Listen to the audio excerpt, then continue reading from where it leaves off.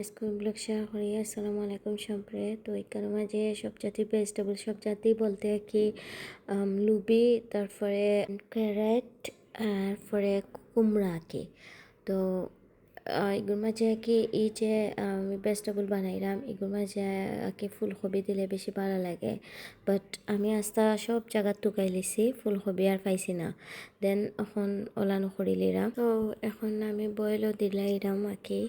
আর একটু অত বেশি বয়েল করতাম না, নর্মাল একটু বয়েল করবো। তারপরে আমি কেন আইসর ঠান্ডা পানির মাঝে মানে কালারটা সুন্দর থাকার লাগি ওলান নাকি করছি। এই ভেজিটেবলের মাঝে বাটার দিলে বেশি ভালো হয় আর কি।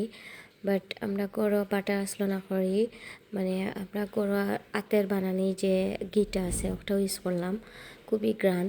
তারপরে এখান মাঝে আমি ক্রাশ করা রসুন দিলাম, মশলা বাজার স্বপ্ন ট্রাই করছিলাম মানে চিকেন পাউডার, বাট পাইছি না। পরে তারা আমারও কি বকটা দিছে ছোটো।